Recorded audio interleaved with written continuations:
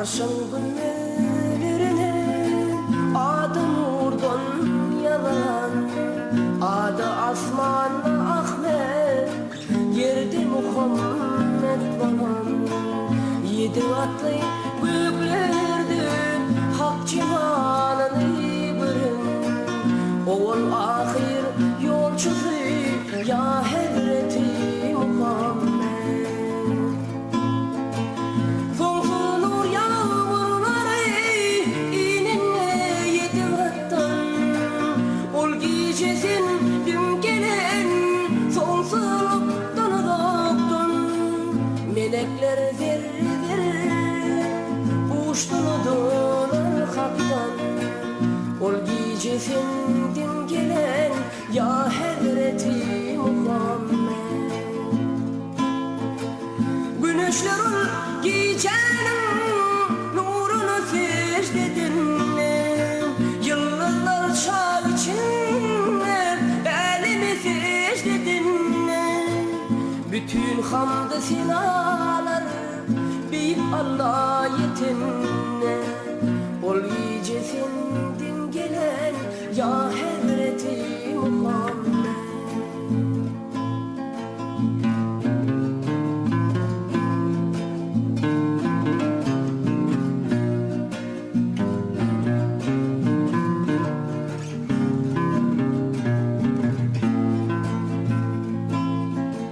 Kabe'de bu taşları yere yığsan bolunna, kapırlan baydakları bıyığına sığınanna.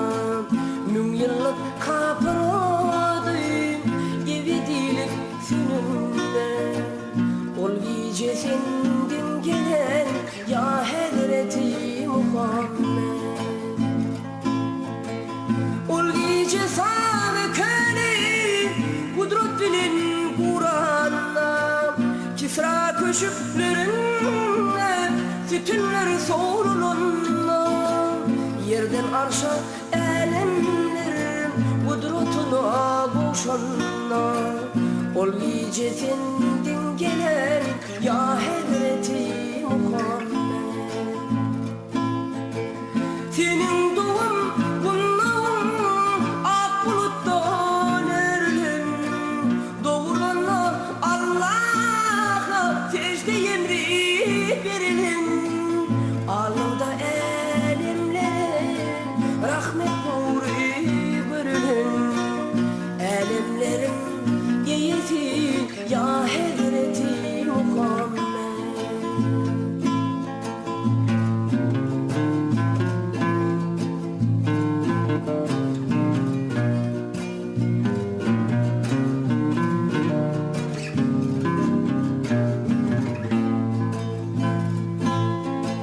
Sen gören her yetlerim ahlakın pek büyükleri, sabır durumlulukta dünyanın tek serveri. Senin cennet mekanın gariplerin arası, göğünler hazinesi ya Hazreti Muhammed. Sana şayet sonsuzluk uğunun derimi tam, sana şayet ayetler herdir ve her mekan. Senden uzak bulmana ninimdedir ki bu can, sen her canla canansın ya Hazreti Muhammed.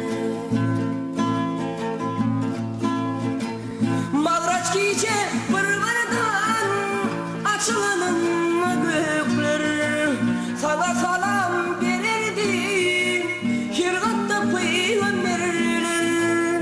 Davaralı yağdayda durdu bütün melekler, Hak'a yalnız yürüdüm ya Hazreti Muhammed.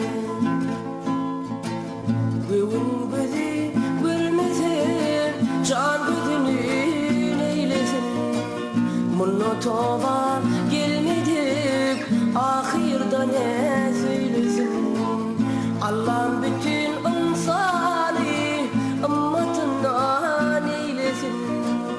Günahlarım bağışlat ya Hazreti Muhammed. Allah'ım bütün insani ümmetından eylesin. Günahlarım bağışlat ya Hazreti Muhammed. Günahlarım bağışlat ya Hazreti